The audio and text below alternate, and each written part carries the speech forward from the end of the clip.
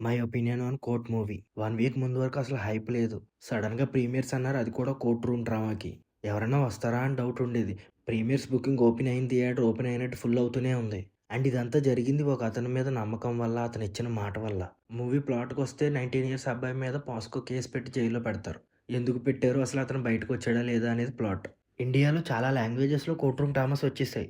Almost అన్నిట్లో పేరుకి court drama అయినా ఒక క్లాస్ వార్ జరుగుతా ఉంటది. బట్ ఇందులో డైరెక్ట్‌గా ఒక లాని క్వెషన్ చేయడం, ఆ పాయింట్‌లో ఉన్న లూప్ హోల్‌ని చూపించడం, లా ఎందుకు అందరికీ అవసరం అండ్ లాయర్స్‌కి కూడా ఒక మెసేజ్ ఉంది.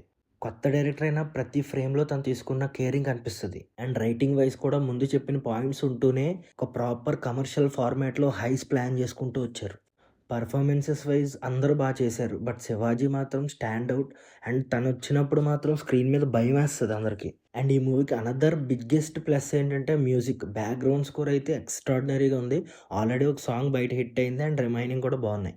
ఓవరాల్ నాని ఇచ్చిన మాట అయితే నిలబెట్టుకున్నారు. కోర్ట్ రూమ్ డ్రామాస్ ఇష్టపడే వాళ్ళకి మాత్రమే కాకుండా ఒక ప్రాపర్ కమర్షియల్ సినిమా ఇష్టపడే వాళ్ళకి కూడా ఇది నచ్చుతది. ఈ మూవీకి ఓవరాల్ నా rating 3.25 out of 5. Subscribe for more. Thank you.